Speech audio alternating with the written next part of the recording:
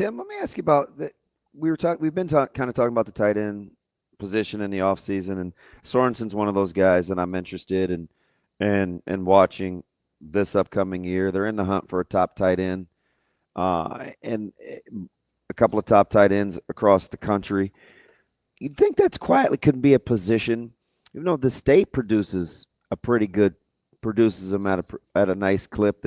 That tight end position is one in which Nebraska can accentuate on a national level.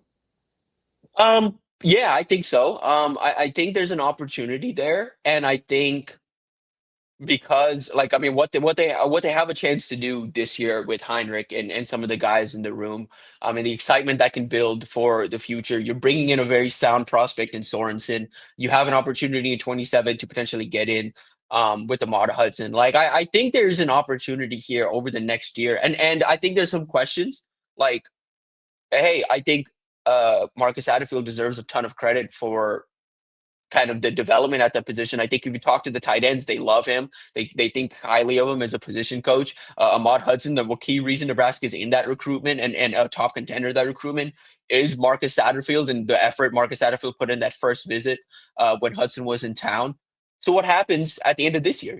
Like, is Satterfield still around? Ideally, yes, in some capacity, but we'll see. I think that's something that remains a question. I don't think it's going to affect necessarily the people in the room or Nebraska's commits or anything, but got Terwilliger. There's some guys out there. Yeah, exactly. But that's the thing. I think looking ahead to 27, I think there's an opportunity for Nebraska if all of these things hit, because like it's all about I don't know how like the best way, but like branding, like I mean, and in the moment too. If Nebraska like a couple of months from now can say, "Hey, we put Thomas Fedoni in the draft," and then the next year we had Heinrich Haarberg do this, and now he's set to go for the draft. And we've got a rising tight end in Carter Nelson, who national scouts are buzzing about as a potential future top tight end prospect in the draft. And then you've got Luke Sorensen coming in after. He's supposed to be a focal point of Servite's offense. They play in the Trinity League. If he has the year I think he's going to have, he's going to be, kind of climbing up the rankings pretty quick himself. So like that, like when I say braiding, I'm saying like a couple months from now, there's going to be a lot of talk about the tight ends at Nebraska, or there could be a lot of talk about the tight ends at Nebraska. And that's how you get to that point where, okay, yeah, right now, kind of jokingly, it's that tight end they kind of joke about tight end you can start to make the case if some of these start to hit for you. Tim, you mentioned all those guys there, and DB and I had this conversation yesterday. I think from what I've seen, I get the athletic profile isn't quite the same as some of those guys.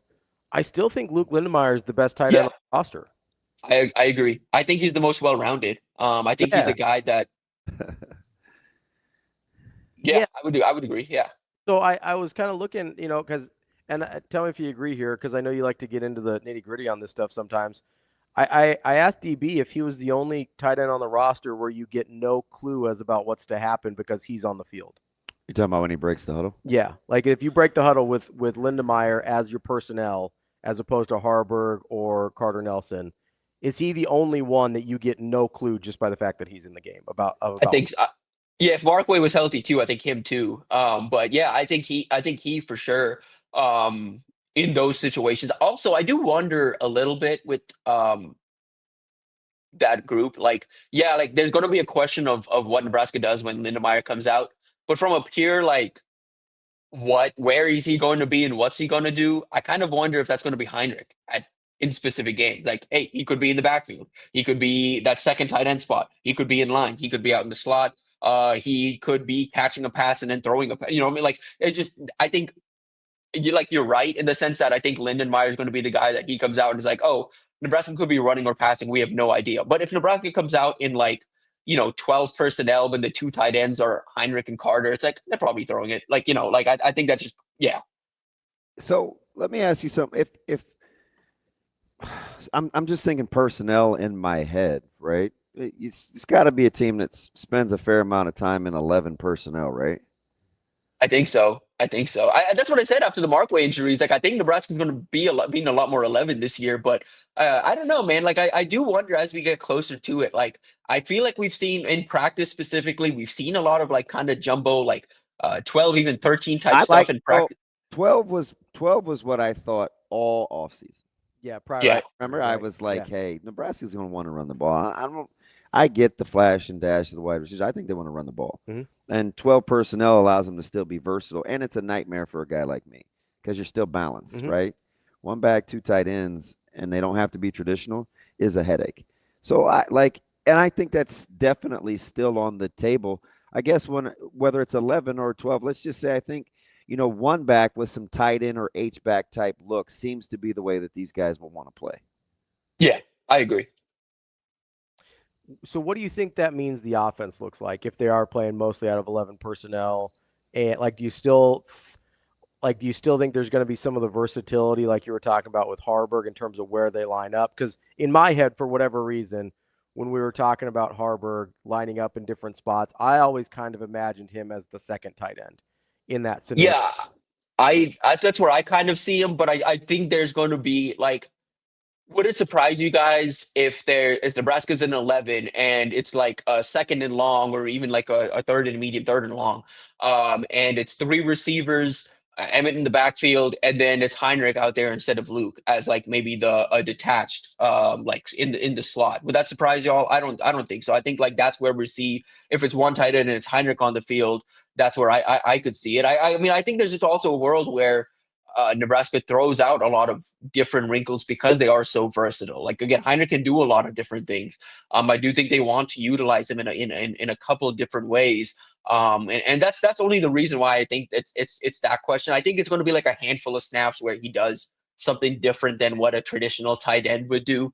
But I do think there's that like the idea of that. I also think, and I wanted to ask you guys this because I mentioned when Markway went down, like I was like, oh, I think Nebraska's going to play a lot more 11. As we get deeper into fall camp, I'm like, well, are they going to play more 11 because Markway went down or because they're so comfortable with the depth at receiver?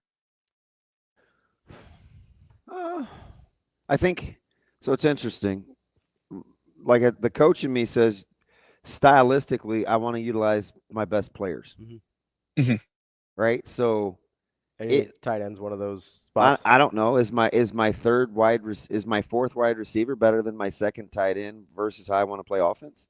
I mean, that's the difference between 10 and 11 or 11 and 12, right? In this case, I do think your third option at wide receiver is better than your second tight end in the game until you get the same pass catching kind of prowess out of the position, whomever it is, right? I think there's a point. Yeah, you understand what I'm saying philosophically, right? So I think yes, that's what it ultimately boils down to. And it's not just singularly better. Like you can't say, hey, is having Barney on the field better or worse than a second tight end? It's not that easy. Yeah. It's relative to what we want to be on the offense. How much are we willing to only play with an X and a Z versus having two tight ends? Right. Yeah. Yeah. Yeah, you know what I mean? Yeah. One of those guys has to come off the field. Stylistically, is Barney more useful to you than Heinrich Haarberg? Because ideally, it's like, fudge, Barney's one of our best players. Why wouldn't we play with him as much as we can? As much as possible. Yeah. Yeah. I think Barney's on the field. Yeah, I think Barney and Key are like staples. I think they're on the field in most everything. Where it gets interesting is like, is there a point this Did you see fall? Barney being an X or a Z? No, I mean, Well, no. That's the dilemma.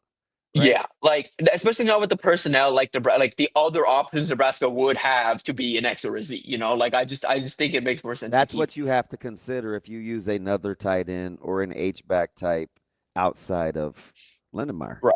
Somebody's coming off the field. And you probably don't want it to be Ja'Cory Barney. Or you have to how much can you use? Like, yeah. How many different ways can you use them before you reach a point of diminishing returns? Because you still want to be able to run the ball too. Yeah. Yeah. That's is there a point?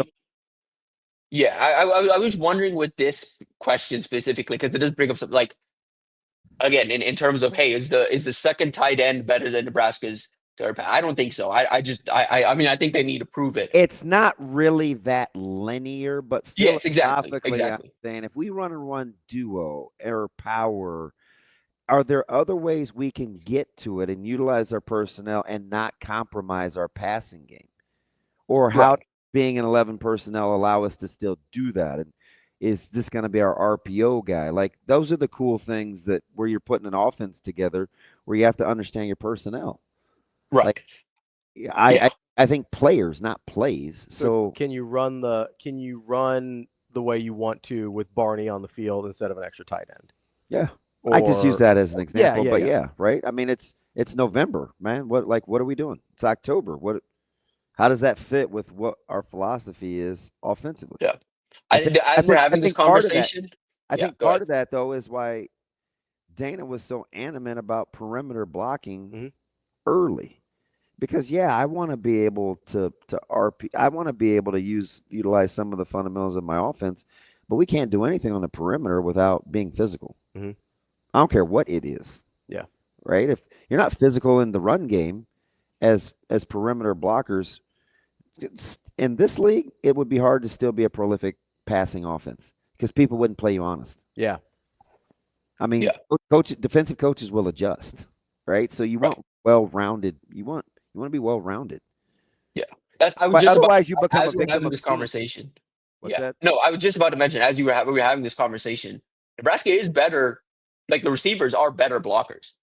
They are like they that's something that was been a point of emphasis. Barney, is an effort blocker. Isaiah's a good blocker. Dane's a solid blocker. Like, yeah, like, and you mentioned early in the offseason or times of offseason you thought it was going to be more 12. I did too. Like, and for just the reason of the tight ends and all of that, I do think the reason our minds are changing a little bit is because, yeah, I mean, I think the receiver talent is better. I think they are further along as blockers than maybe even Dana maybe have even accounted for coming out of last season. I mean, I do wonder if we asked him honestly what Dana's head. I mean, he said it straight up, like, it was not a great situation in January. Like, where his head was at with the roster he had in January versus the roster he has now, and what he's able to do with the pieces he has now compared to maybe what the cupboard looked like in January. The other question with the tight end room, I just wanted to throw out real quick, if he starts to pick up the offense and starts to, like, kind of move around quickly as a result of his mastery of the offense, is there a point where Nebraska can this season where Nebraska can say, okay, maybe it makes more sense to go in 12 here because Carter Nelson as a second tight end is like a matchup nightmare. Is there a point this year where we could see that? Is there a specific matchup we could see that potentially where Nebraska feels that Carter Nelson, if he's in the playbook as much as he's supposed to be, and he's got that Or part down. Haarberg or any of these guys Yeah, that any of those guys, any appear of those like guys. they be good that appear to be able to run after the catch. So the question I was going to ask, and I'm glad you brought up Carter here, is I sort of view, and maybe I'm nuts just because I like Bonner too much, but like I view him and Bonner and their skill sets sort of similarly.